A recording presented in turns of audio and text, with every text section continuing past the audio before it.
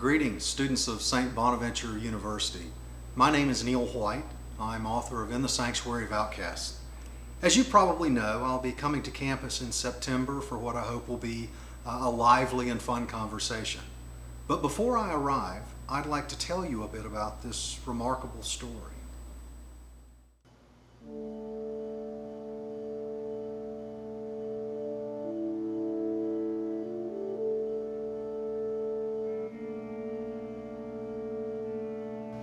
There is a place in South Louisiana, formed by a horseshoe on the Mississippi River, where the secret people live.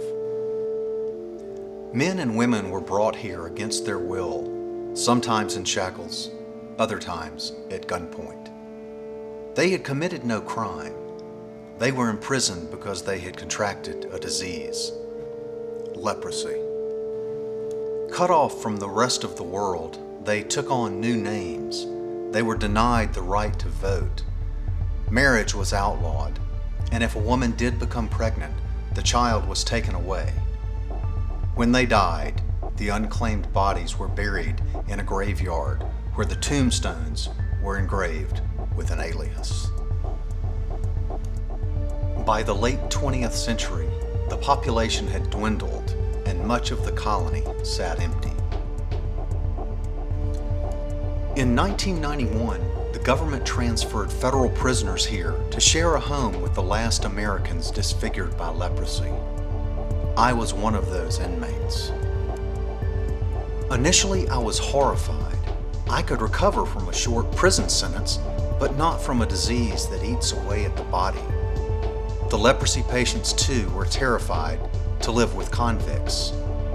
But in spite of our apprehensions, we recognized a bond.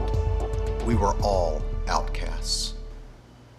Eventually, I made friends with these forgotten people, and my time at the colony bordered on the absurd. Mardi Gras parades and leprosy dances, hide and seek with prosthetic legs, inmate pedicures, smuggling during Catholic Mass, and inmates dressed in clown suits.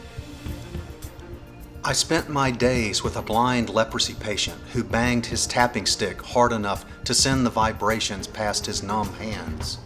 A physician who sat on cures for cancer and Lyme disease because he couldn't profit from it while in prison. A woman who traveled the hallways in an antique wheelchair chanting, "There's no place like home." A carjacker who planned his crimes at fast food drive-thrus so he'd have something to eat during his getaway.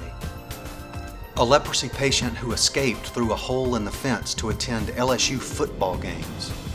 A woman whose child was taken away at birth, but who still celebrated the birthday of the daughter she'd never touched.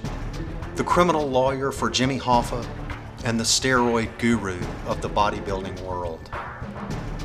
I invite you to read their story, and mine.